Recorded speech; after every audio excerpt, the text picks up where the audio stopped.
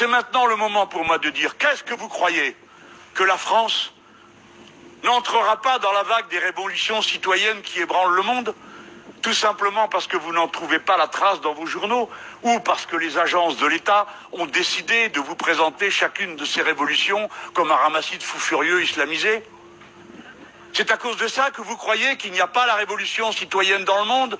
Mathilde Panot l'a bien dit tout à l'heure. Vous avez oublié le Soudan? Vous avez oublié l'Égypte parce qu'ils ont fait la pause? Vous croyez que c'est fini? Vous croyez que le peuple de Libye n'a plus rien à dire? Vous croyez que le peuple algérien ne dit rien? Vous croyez que le peuple marocain ne dit rien? Vous croyez que le peuple tunisien s'en fout? Vous vous trompez.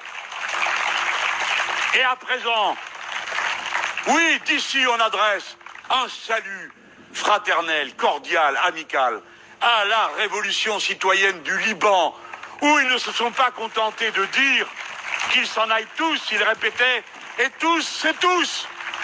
Ça veut dire les chefs religieux, les chefs politiques, les incapables d'organiser le fonctionnement minimum de la société, à savoir que les gens réclament d'abord qu'il y ait de l'eau toute la journée, pas seulement 4 heures par jour, de l'électricité toute la journée, pas seulement quelques heures par jour.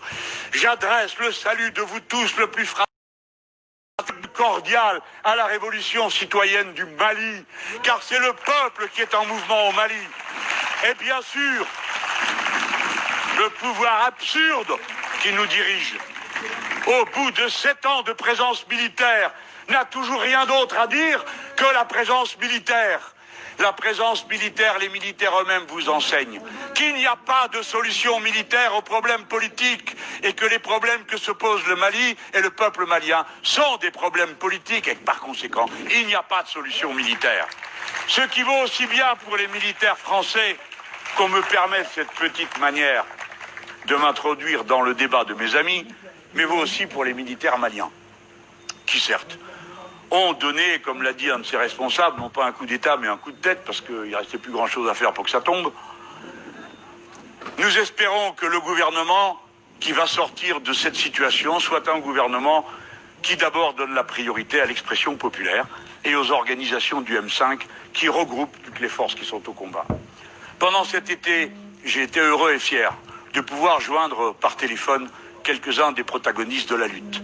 Et je n'y ai trouvé aucun ennemi de la France, en tout cas aucun ennemi du peuple français. Et lorsque je leur ai dit, je vous parle franchement et je vous dis les choses comme je les ai fait, je ne les fais pas dans votre dos. Je leur ai dit, écoutez, moi je suis français, vous aimez votre patrie, moi j'aime la mienne. L'armée française, aussi longtemps qu'elle ne se mêle pas des événements politiques du Mali, n'est pas votre ennemi. L'armée française obéit à ses chefs politiques. Si les chefs changent, si les ordres changent, ils obéissent. Par conséquent, je vous dis ce que j'ai déjà dit une fois avec Bastien Lachaud et Corbière dans une tribune.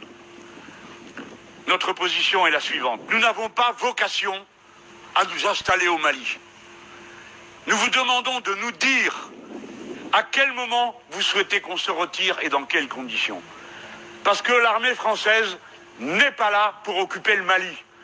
Elle est là pour aider parce que vos dirigeants l'ont appelée et parce que nos dirigeants les y ont envoyés. Cette situation ne peut pas durer. Elle ne peut pas durer.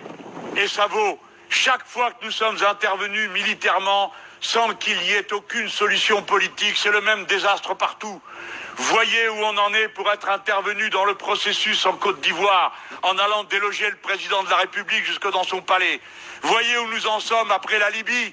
Voyez où nous en sommes après 20 ans de présence en Afghanistan, où, paraît-il, on allait libérer les femmes de l'oppression, de la tradition. Eh bien, nous en sommes exactement au même point, sauf qu'on a tout cassé et dévasté pendant 20 ans, et qu'un seul jour de guerre, financer l'éducation et la nourriture de chaque enfant afghan, et qu'on aurait mieux fait de les nourrir et de les éduquer que de les bombarder et d'y faire les essais qu'on a fait, les Nord-Américains faisant éclater la plus grande bombe de l'histoire humaine conventionnelle là-bas. Ces exemples calamiteux montrent quel doit être le sens des responsabilités et la parole nouvelle de la France. Nous n'avons pas à dire aux Libanais ce qu'ils doivent faire. Et je leur conseille surtout de ne pas faire ce que leur a dit de faire Macron. Parce que appliquer les recettes du FMI, c'est aggraver la mouscaille dans laquelle vous êtes déjà. Il faut vous en sortir par les solutions du collectif et du partage. Mais vous ferez bien comme vous le sentez. Et de toute façon, nous autres Français, nous serons là amicaux, fraternels